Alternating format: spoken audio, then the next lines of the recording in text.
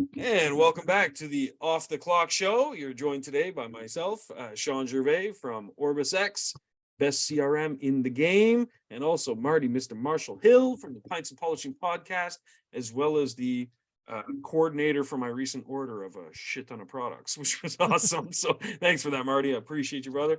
And what do we have here? All right. I'm trying to remember. I'm trying different rums in celebration of these episodes. We continue on. Pimpanero Anniversary Aro. Damn, that looks like I found it on a pirate ship. Exclusivia Aro. Right, you got to put that at the end, right? Aro. Aro. Oh, yeah. El Camino. Yeah. Now, is that a spice one, or are we dealing with? Yeah, it is. It's pretty spicy. It's dark too. It's a dark, spicy rum. Yeah. Interesting. So, now, is that like a special edition, I imagine, or is that something they have throughout the year? What it said on the bottle, right? Everything's special edition. Top 100? Yeah. Top 100. Yeah, top 100. All right, I'm going to throw in a couple different things. I got some strawberry bubbly, but I'm going to mix it with, this is the last of these crappy little things that I had. Oh, yeah. I had in the beer. Got to use them up. Start cutting and start mixing. It's true. Yeah. Oh, that time I didn't hear the pop. You know that ASMR. True. Yeah, I'll make the sound effects for you there. Yeah, thank you. This is going to be gaggingly terrible. I guarantee you. That's what she said. No. Oh, on that note, got my new T-shirt in. Wow, looky there. Just the tip. That's right. Others may copy, but they don't have a T-shirt. Does it really say that? Off the clock? And no. Others may copy, but they don't have a T-shirt. Does it really say that? Yeah, I said that, but it doesn't say that on the shirt. Oh, I thought it said it on the shirt. On the shirt. Damn. Yeah. No, but it does say, hold on, what did I put here? A bouquet of business and marketing tips every week. Yeah, a bouquet. I had to put that in there because everybody references the bouquet of tips that I occasionally leave. Occasionally, like every other episode. Yeah, fucking religiously. Absolutely. So hey, man, happy Easter. Yeah, Feliz Navidad. Yeah, thanks, man. Feliz Estor. Do you celebrate Easter, like the traditional Easter? Not the traditional one, no. But Easter poles and like skipping around the Easter pole. You ever do that? Has anybody really ever looked up Easter and where it originated from, and the goddess of Estor, Easter? I saw a thing called Origins Explained once. It's a YouTube like series channel thing, whatever, and they went over it, but I can't remember. But I do remember it being completely different from anything I thought of. Yeah, and it was like insane. It's a fertility goddess. Sure. Okay. And back in the day, you would actually go worship the goddess at the temple by, enjoying her. How do you define that? They didn't have priests; they were priestesses, and you would go to the temple and you would worship the goddess by procreating with her ladies. Holy shit! Jeez. And if you were a man that so believed deeply, you would actually even take your son when he was of age. It's a family affair. If anybody says, "Hey, y'all are talking a bit much," then go study history books. This ain't me talking. I did not do it. Don't get mad at me. I'm just the one that's talking about what I learned in class. Damn. Wow. Holy shit. Because I took a lot of biblical history classes. Oh, man. So you start going through a lot of that stuff in the Old Testament. You start to realize and you see the correlation today and you go, whoa, y'all were some fucking wild ass, like, that's crazy. Oh, they had all kinds of, Jesus. Yeah. It's not what you think, when you think, you took some, biblical classes and stuff, you think everything's all holy and sanctimonious. And then you realize, there were some things going on. That's makes it even more ironic that we celebrate Easter with eggs. Yeah. And bunnies. And bunnies. We love some bunnies, don't we? Yeah, we love some bunnies. I love some bunnies. Very interesting. You know, I always wondered why the bunny. You know, so that huh. Eggs. Yeah, there was something about the Easter bunny a long time ago. I don't remember what that is. I don't remember why they Yeah, chose. I think it was something to do with an egg, and something got delivered or something. Then somebody had a baby, and that's where it all something like that. I don't remember. yeah. Yeah. Interesting. Yeah, Listen, it's pretty crazy. I Yeah, graduated both high school and college with a 2.8. So yeah, listen, yeah. I just only know little bits of stuff. I don't know the That's the part actual you remember details was of the it. Like yeah, I only know like the idea of what happened, not the actual yeah, like thing. trigonometry. I don't know, but there was a temple with this goddess. Yeah. Yeah. You bring your son. That's awesome though, man. So what do you do for aside from the temple? What do you do during Easter? Do you do like the egg hunt and all that kind of stuff, or I kids are cook probably a rabbit. little too old for that, huh? I cook rabbit. That's what we Oh, always eat. nice. Yeah, we eat rabbit on Easter. Beautiful. Yeah, yeah. Yeah, I love absolutely. rabbit. Oh Why my wouldn't God. you? Why would you Yeah, not yeah, eat rabbit on Easter? yeah, yeah. We usually eat fish though. But We that's don't eat rabbit. oh, you I don't eat keep rabbit? saying I Oh keep shit. I saying actually it, love but rabbit. nobody Rabbit's ever really does. good. I think it would be hilarious. I Yeah, think it yeah, would be fucking hilarious to have little rabbits on everybody's plate and you deep fried some rabbits or something, like yeah, yeah, yeah. I think it'd be Oh, funny. No, we just cook traditional stuff, but we did mom does a lamb okay. roast. So she made Nice. some lamb roast. I did I was in charge of the green beans. Oh A shit. Nice. traditional green beans here in the Midwest is canned green beans, which first of all is Yeah. second of all is that cream of mushroom soup. And Mm. literally all you do is you put this can of this, throw it in the oven and throw these French onion things on top and bada bing, bada boom. I was like, Mama, Mm. I can't do it. I can't do it. Yeah, I can't. So yeah. we got some fresh actual beans, Nice. that Yeah, you yeah. actually go, and you cut off Yeah. edges so yeah, I did that. Took some whiskey, put some whiskey, Okay. did some bacon, a little brown sugar, made some whiskey and brown sugar, and put that over it. And yeah, it Oh was man, that wonderful. sounds delicious though. Yeah, it was Yeah, good. yeah. We cooked up a storm here too, but 90% of it's seafood though. That's what Mm. we not that that's our tradition or anything, but it No, just so but it's happened. something to do with Easter, isn't it?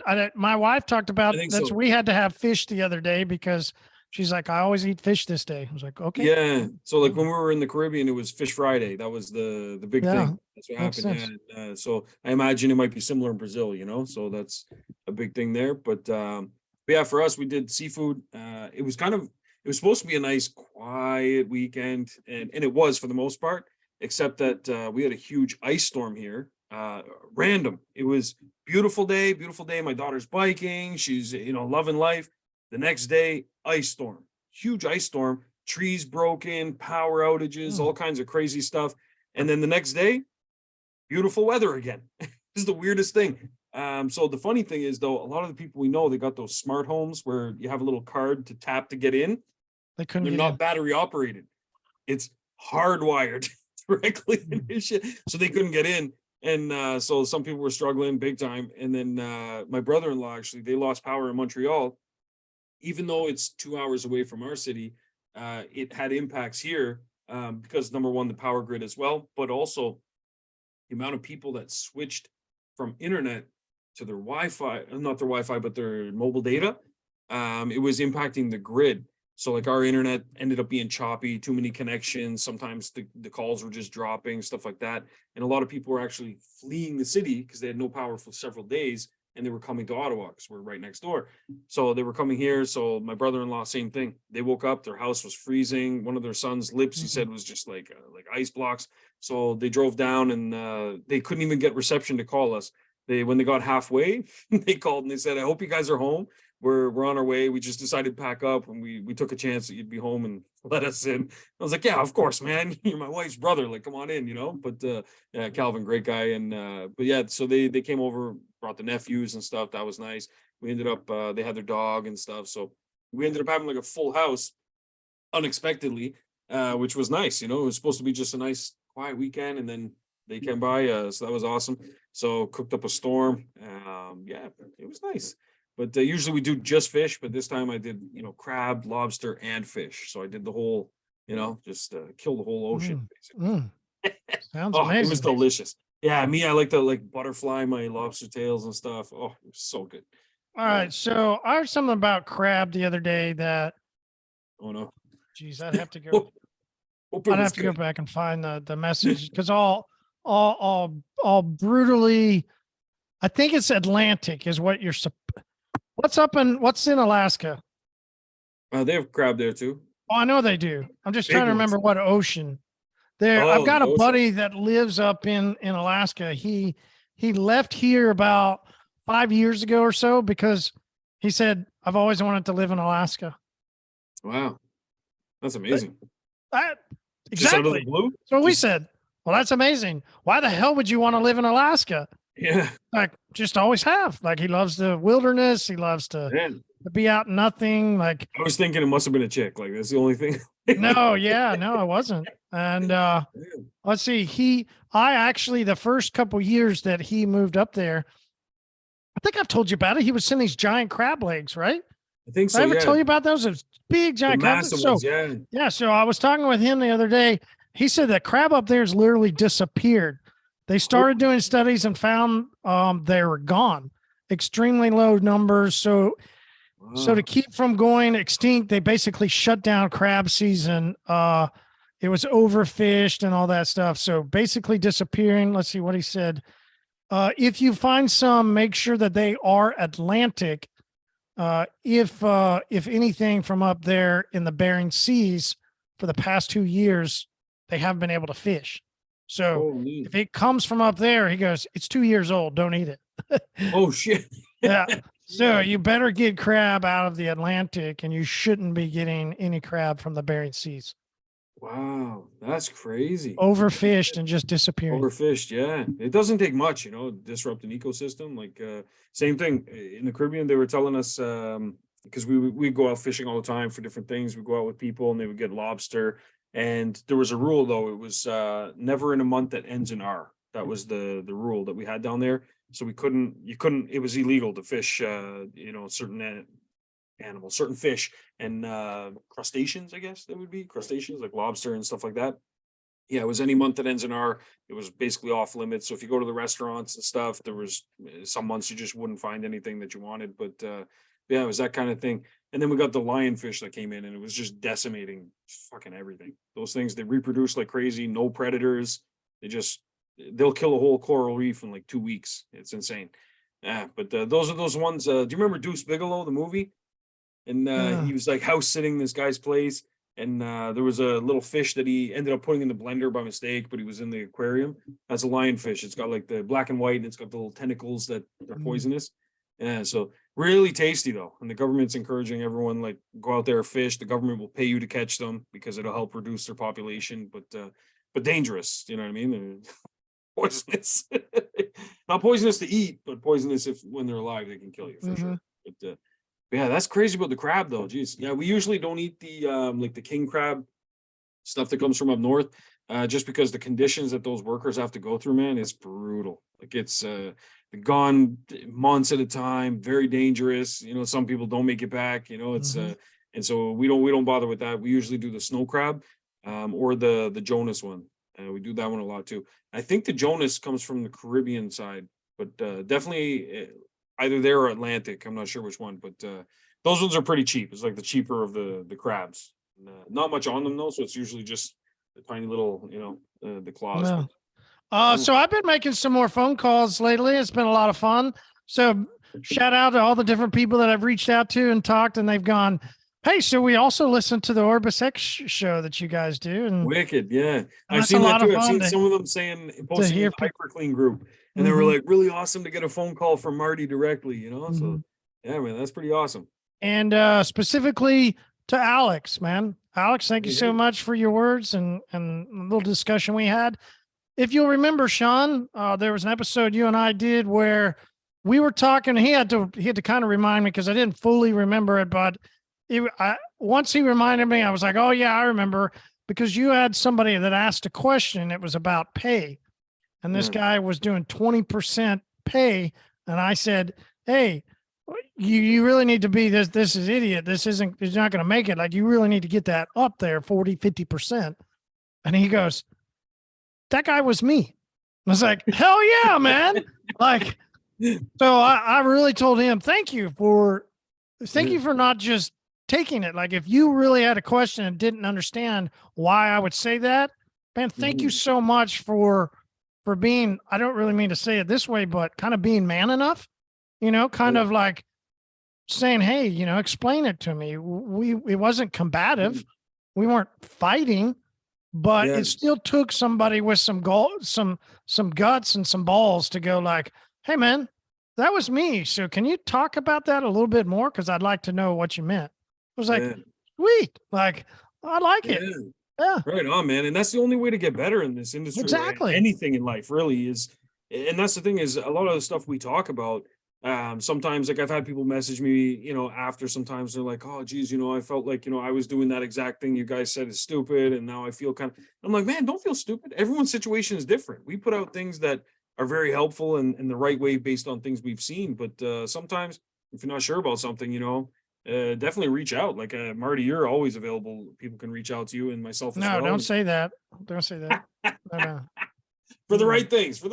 No, for sure. But I mean, even by way of, like, sending in questions, comments, something like that, and we can elaborate on the air, so it's, sometimes people have messaged me and they said, I heard you guys mention this, and I was actually thinking to do that the opposite way, and it was going to be a big, shit show.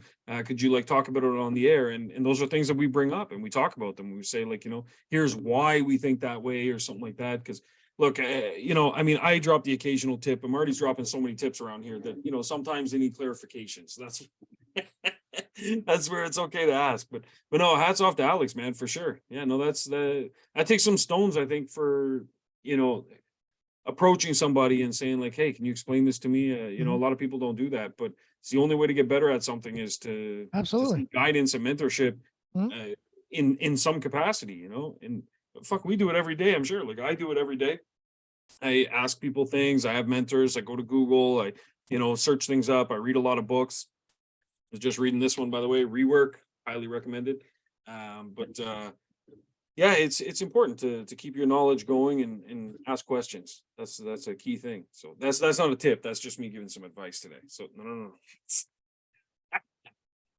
And I have one of these shirts, by the way, the Just a Tip shirt, for those that are watching, going out to a lucky member. It's already been chosen. It's already shipped out, and it's en route. So enjoy it. Don't wear it to any public parks. A lucky member, or like a lucky member every week after the episode? Oh, maybe I should. Maybe like a lucky member gets read aloud online. I like it. So maybe there should be a weekly. Yeah. All right, I'm with that. We'll come up with something. We'll come up with something for sure, 100%. It's funny. I was even thinking question of the week, maybe, and then you get a shirt. I like it. Yeah, question of the week, and then the winner, gets chosen, rewarded, and gets something. Because I was thinking of ways to better put my printing company to use as well.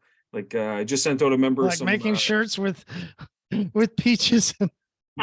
Damn it, we got to get better use of us. Let's make us a peach shirt with just a tip. Absolutely, man. Absolutely. And so, well, I did just send out a member some what I sent him, some yard signs, car magnets, decals for his car, something else too. You sent him what for his car? Decals. Decals? Are you a decal? Oh, decal. I literally had no fucking clue what you were talking about. I was gonna make some comment like, is that something different than a peach? Like, what? What are you guys doing up there? Decals or stickers. There we go. Some stickers. Decals? Yeah, decals. Decal. Decal, vinyl decals. We print vinyl, sticker, slap it on something. Yeah. So you're a decal, huh? Okay. Yeah, I mean, which kind of makes sense, because detail, you don't get your car detaled. Actually, Dettol is a soap, brand of soap. So I mean, could work both ways, I think. So you're like, no, fuck that. Yeah, thanks, man. Appreciate you. But yes. So yeah, but I like that weekly thing. I think we'll do something like that. Absolutely. So I was giving some thought though recently. I've been looking at some Facebook stuff. Springtime, spring is in the air, shop Yeah. is getting really busy, which is awesome. It's always busy, but it's nice when it's busier than busy. I like that. Pushing the guys to the limit. And two things have happened as a result of us, getting prepped up for spring here. One is that we're taking a look at how we're going to capture attention in our market, because as we all know, attention is the oxygen for brands. So if you don't have attention, then your brand, just the fire kind of extinguishes. The second thing is, when we have that attention and we get a lot more traffic, how do we manage that traffic without limiting ourselves at our shop? And so there's two things I wanted to touch on today. The first one is how to fill that funnel. And the second thing is what to do with that funnel once it's full. You're already telling people listen, there's two things I'm going to double tip on today. Yeah. Basically, I'm preparing you for the double tip. Absolutely. Well, what I realize is I have to give a little warning now, or else I get called out. So first thing, filling the funnel. We all know we all do the same things, right? And detailers are getting pretty savvy. A lot of them, it's no longer a huge discrepancy between, the old guy that's been doing it for just referral, word of mouth for the last 20 years, and the new guy coming in that's, utilizing social media and SEO and all that stuff.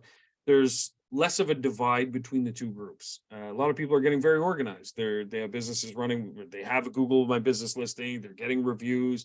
They're using a system like OrbisX. They've got email campaigns going out. They've got all these things set up. So how do you keep that attention for your brand and capture that attention? And that's where, what's that machine called? A tachoscope? I'm butchering the name, but it's similar to that. And it's where when they were doing the studies in the 50s and the checking people's attention with what do they call it? The subliminal messages. So like, I don't fucking. So they were testing for subliminal messages and testing the attention span of people. And so we live in an age of attention span. That's the currency nowadays. So that's where things like, YouTube Shorts, TikTok, if it's still available in your country, and other things that, our whole goal as marketers or businesses that want to do marketing is to capture the attention of your audience. And it's becoming harder and harder. People's attention spans are getting shorter and shorter. There's a lot more clutter in terms of content online. You're competing against all of this. So you have to find ways of capturing that attention. And one really good way is breaking things up into pieces. So instead of trying to have a home run piece of content that, okay, this one video we're going to put out there and it's going to be our grand slam, is to break things up into a series of things. And so it could be something as simple as you take the entire process of detailing a vehicle and you're going to film the whole thing, but then you're going to break it up in pieces and release it slowly and describe just that one process you're doing. Mm-hmm. And then the next post is going to elaborate on, and continue the journey through the whole thing. So these micro bursts, if you will, of content are a great way that you can capture attention, because the audience members now, they've seen the first one, it's going to show up in their feed again, and now they're continuing that journey. It gives you more content to post more frequently, and you can help beat those algorithms of someone that's going after the grand slam home run. So we're taking that content now, and we're also translating that into our website, and we're going with a campaign called More Than Just a Vacuum, because I'm not going to say shop, because that's being way too generous, but there's a business near us that does cleanings, and they primarily just do quick vacuum and a wipe down. That's what you get. You're gone, you leave. But it's kind of what someone could do at their house in 15 minutes, because they're only spending 15 minutes on the car, and that's fine. That's their business. That's running fine. But we want to find a way to capitalize on the customers we want by showing them the difference. It's really difficult to do that because you're not going to have their attention for 8 minutes on a Facebook post. It's just not going to happen. So what we're going to do is these micro bursts of content, and then that's going to take them to somewhere that they can see the full process. And we're going to break down almost minute by minute what we do for their car and guide them down this journey. For the first 15 minutes, we remove debris and we start prepping and deconning and this and that. Then we go to phase 2 and we do this, and we're going to walk them through in a very nicely laid out, graphically pleasing journey of their vehicle. And every step of the way, we're going to insert little upsells here, add Uno, and you can do this and that, all these different things, at the end to get to the, now that your vehicle is perfectly clean and decon, now we can do the glass coating and so on and so forth. So we're going to guide them through that process, but putting that online on its own. Has to be somewhere like a website. It can't be in their social feed. Save the social feed for the microbursts. So that's the part one, my tip, which is filling your funnel. This is one way we're going to do that. Marty's like, okay. And then part two is, what do we do with the excess after that? And I've noticed a big thing is a lot of detailers are concerned with how they limit the bookings that come into their shop because they're terrified. Marty, there's a real fear out there, and people are terrified of overbooking. Wow, what are they afraid of? I don't understand.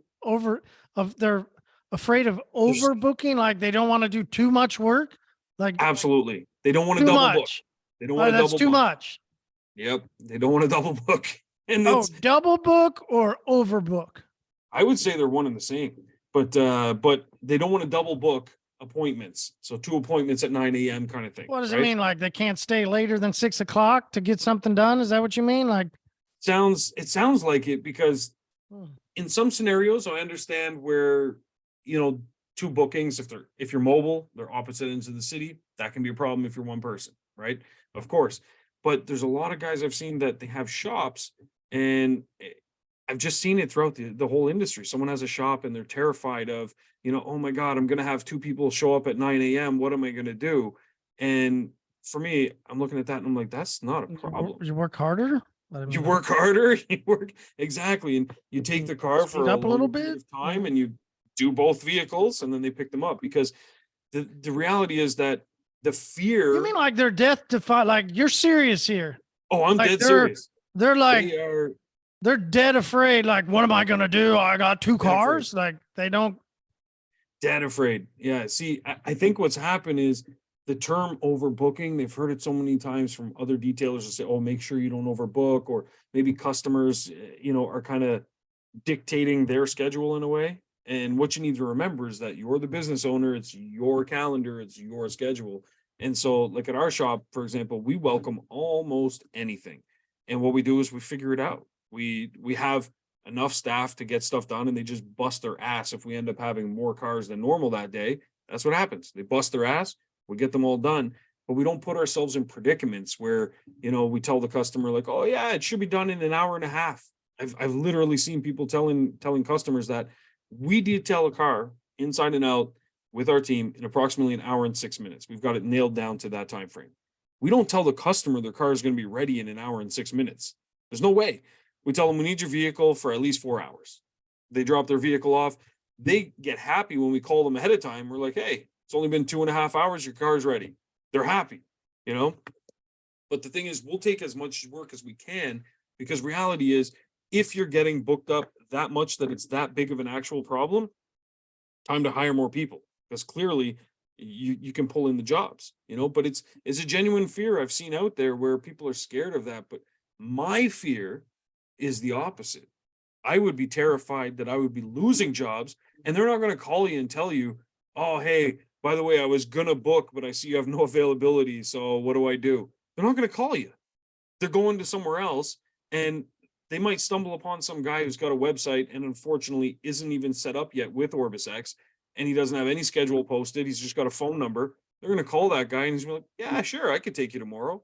You know what I mean? So it's almost like they're using technology against themselves by over limiting their booking forms. And that's where my recommendation is, try and keep it very loose, and then deal with the occasional overbooking or double booking when it arrives by just talking to the customer and saying, hey, listen, I see you put in a request for tomorrow at 10:30 a.m. We do have another appointment at that time, but no problem. You can drop your car off at that time if it's convenient for you. We'll need the vehicle for around 4 hours, and then just bust your ass and get them both done.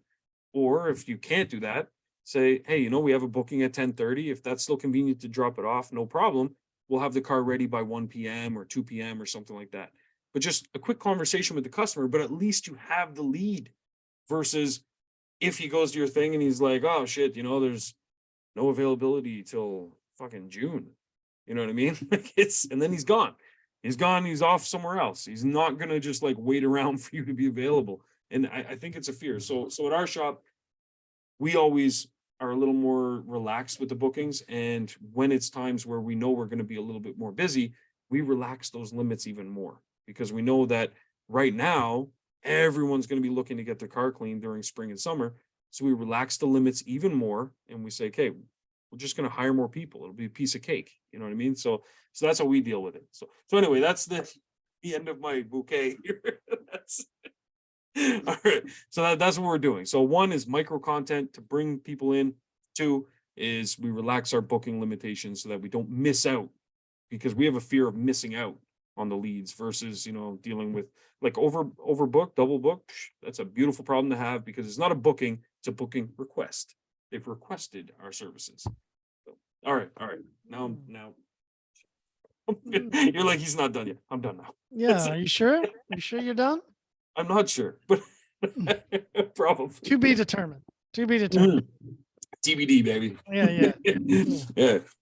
So you ever been into grinding? Like grinding? When you think of grinding, what do you think of? The first thing I think of is dancing. Yeah, me too. Thank you. Okay.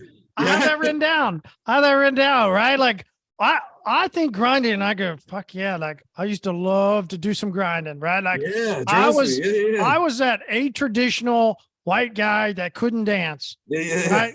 No beat whatsoever. Yeah.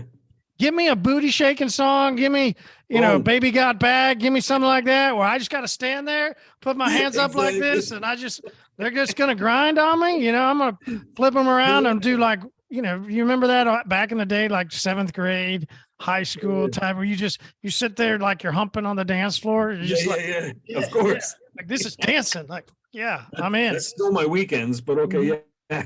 Still your weekends, huh? Yeah, for sure. But we play a lot of music in the house. And do what? We play a lot of music in the house, and so every weekend's like that. Yeah, a lot of salsa music too. So it's things. Yeah. Oh yeah, a lot of dry humping in the kitchen over at your place. A lot. Oh yeah. Just keep the Lysol wipes close. We're good. But the other thing I think of grinding, I'm like, okay, I grind flour. I can grind some flour. I don't grind a lot of flour anymore. I mostly consume other ways, but with the celebration coming up here in 9 days, you might as well get out some flour, do some grinding, right? Like I think of grinding in those terms. I have never really enjoyed the term, I'm out here grinding. I'm out here grinding. Yeah. Grinding is associated with a lot of friction. Bingo. Yeah. A lot of friction there. So my tip in a sense is stop grinding. All right, get out on the dance floor, all good. Got some flour to grind up. Hey, let's get elevated and enjoy the day. Let's go.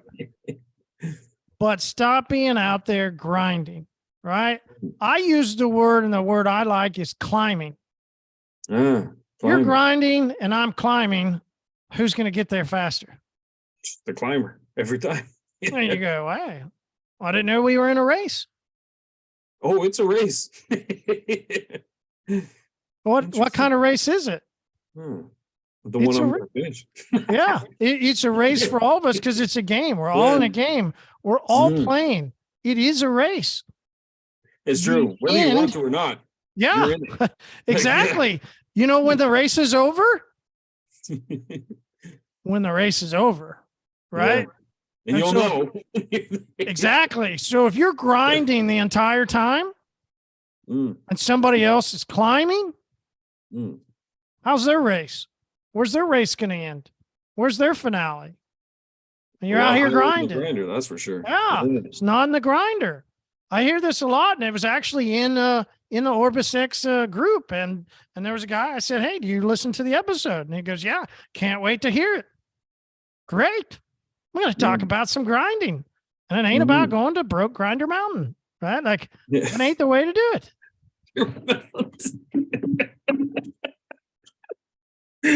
That's a new one. That's good. That's good. Broke Grinder Mountain. Yeah, but it's true though. Yeah, like it's you do hear that all the time. Like you hear it, right? Grinding. What do you associate? Friction. Yeah, that was the first thing I thought of. Friction. Yeah. And friction is always removing. If you're thinking grinding and friction, you're thinking iron sharpens iron. So as one man sharpens another, right? Long-term saying, what is happening? What's happening when you grind? What's happening in that friction? It's not good. No. Tell you that. Yeah. You know, people don't You really just- want to hear out here grinding, sweating my ass off. I'm grinding. No, Yeah. it's also extremely negative. Yeah, I was gonna say, it sounds like you're going against the grain. Like it's Yes. you Yes. know, You're it's fighting. literally a grind. Like Yes, you're having to yeah. fight. You're having to struggle. This is terrible. That's horrible. This is negative. Yeah. Like, there's a lot of light bulbs going off right now when people are listening. And then there's another side that they're going, oh, well, I don't know. Yeah. It's because you're the grinders. Because you've been Yeah. going to Pro Grinder Mountain. Yeah. Stop going to Pro Grinder Mountain. Right? And start climbing. Stop grinding and start climbing. It's really interesting as you begin to talk to yourself in a different aspect. Hey, I'm climbing. I'm excelling. I'm achieving. I'm moving forward. Hey, I'm climbing. Hey, I'm progressing. Hey, I'm taking a step, right? We just Yeah. released our big Sparta 5-year coding.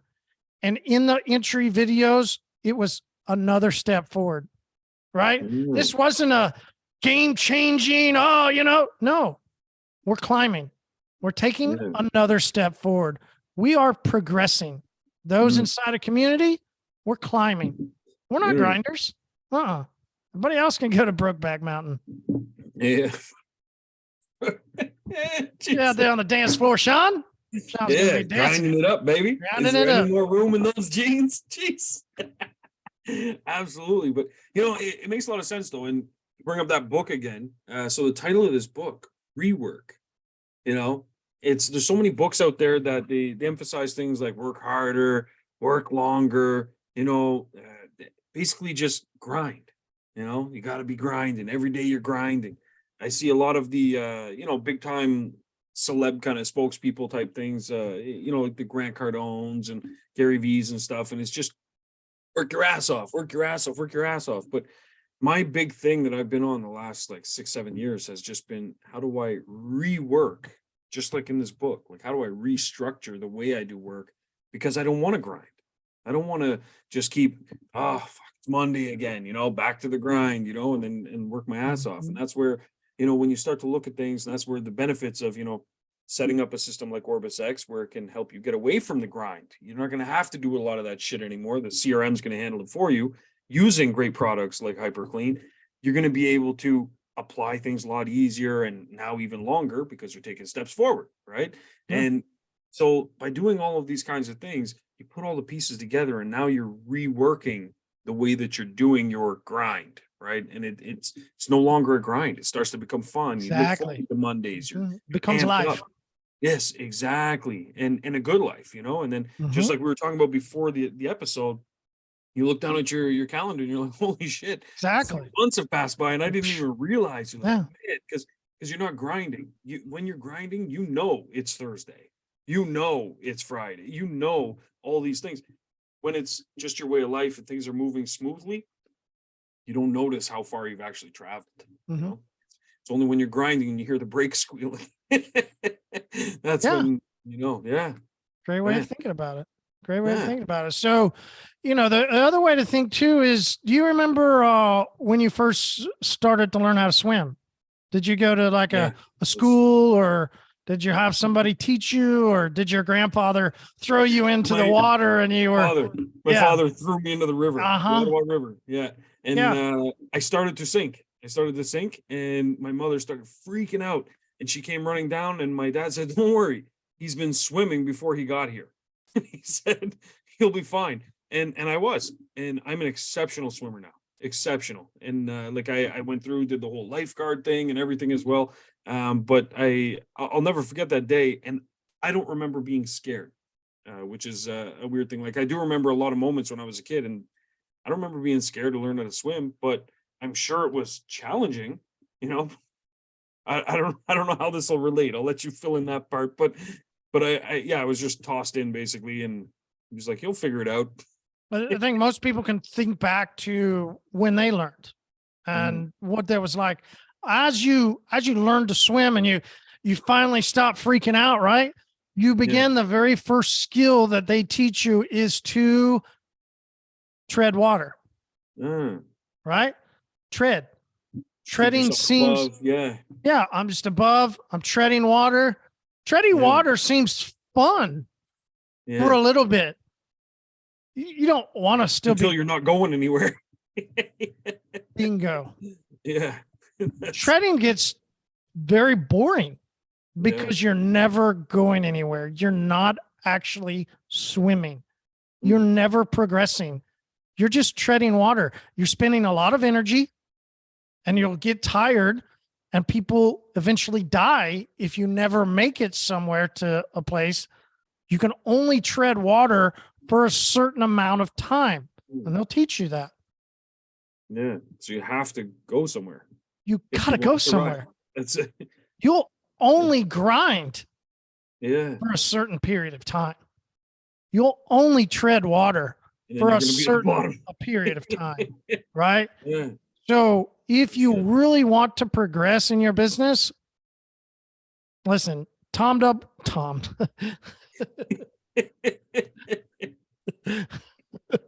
Community. Community. I don't even know. Tip. I think I was doing Tip and Shawn. I think I was saying that at the same time. Tom, like Works. Shawn's giving plenty of tips. Yeah, exactly. The Toms. Oh man. This is more than a tip. I get it. This is more of a lifelong lesson in a sense. Yeah. Like, see, it's not just me, guys. Those that come at me in the comments, not just me. Understand that you should stop grinding. Yeah. Right? You'll never get anywhere. You really won't. You need to learn to start climbing. That way you can progress. Yeah. I liked it a lot. And to give a real world example too is so I got my tires changed over here, warmer weather, so no more snow. Got my tires changed over, and the guy that came to install them, he does a mobile service, and I've been working with him for years. Eric, great guy. Was talking to him this morning, and he had asked me, he said, I sent you a quote for some tires and rims, but you didn't take my quote. So he was curious, what it was. And I said, well, the place that I order from, they're inexpensive. They deliver, it comes shipped and packaged properly. They come balanced, and they have the little TPSM sensors, and just everything's ready to go. And so he was like, okay, that's fair. He said, but if you were able to have ordered those tires and got installation locally, would you have done it? And I said, yeah, for sure. I was like, Eric, what's going on with all the questions, man? Like, you've never questioned me like this. And he said, I'm sick of doing the same stuff. I want to expand into something else. And so I said, oh, okay. And I know where he was going because he knows I've got an auto shop. So he said, would you be interested in working together? I was like, fuck yeah, why not? Because we've been looking to add that to our services as well. But the best way and fastest way to add a new service to your business is to partner with someone that does that already. There you go. Work with them. And at our shop, we're always growing, we're always expanding. So we've never really hit the treading water phase. We're always going somewhere. But the reason is because I don't want to tread water. So I'm always looking for opportunities like this. And this one just happened to literally fall into my lap. So I was, not literally, Eric did not fall in my lap. But anyway, I had a feeling you might jump on me for that. But so I'll let it go. Yeah, thank you. Appreciate you. So with all the broke back talk, I didn't know. But so Eric shows up. We're going to start talking about that, and boom, now we have a meeting set up. We're going to sit down, work out some logistics, how it's going to work. And it's good for him because he doesn't have a shop. We have a shop. He needs a place where right now he's got a big Sprinter van. He's got all his shit in there. So you might see someone and think like, I could never work with them. They've got a fully established business, but they might have some pain points and be treading water, and you could actually be that destination they want to get to. So you could work with them. Now you've got something you can sell on the side. Okay, now I'm definitely triple tipping. And you can basically that happened a while ago. Maybe. And you can add on to your services and expand that way. And then if things don't work out with that person, you've now learned a lot that you can start adding that on your own, I'm sure. But if not, keep that relationship going and see where it goes. So he wants to expand his business. He wants to hire more techs. He's our age, he's getting older. He's realizing can't tread water forever. So what's he going to do? So this is the next logical step for him. And so we're going to start working together. We're going to be offering tire changes, and he'll be able to go to people's houses. And guess what? When he's there, we can send a tech with him, ride along, clean their car up, change their windshield, whatever it is they need to do. And we don't have to cover the cost for the mobile unit because he's already going there. So it's kind of a win-win, and that's what you get for not wanting to tread water. Yeah. He was like, I'm fucking done doing the same thing. I'm tired of grinding. Yeah, absolutely. Love it. Yeah, me too, man. Well, thanks. Appreciate you. To all the grinders out there, stop grinding, start climbing. Marty, I appreciate you, brother. We're gonna figure something out. Send some people some t-shirts. You're gonna get your peach in the mail. That's probably illegal in some states, but hey, that's okay. So we're gonna send you your peach in the mail. We're gonna figure something out for you guys that are tuning in. So send in some topics or questions you want us to cover, things that you know, as Marty said earlier, just you know, have some balls and ask some questions, man. We're here to help and give you some advice and words of wisdom. We'll turn your questions into prizes as well. All right, Marty, I appreciate you, brother. I'll see you next week. Thanks for everything. And looking forward to my shipment. So everybody check out hyperClean. They got a wicked awesome store that you can search pretty easily. And very soon we'll be able to do so in OrbisX. That is in the works as well. So we'll talk to you soon. Thanks, man. See you, man. All right, see ya.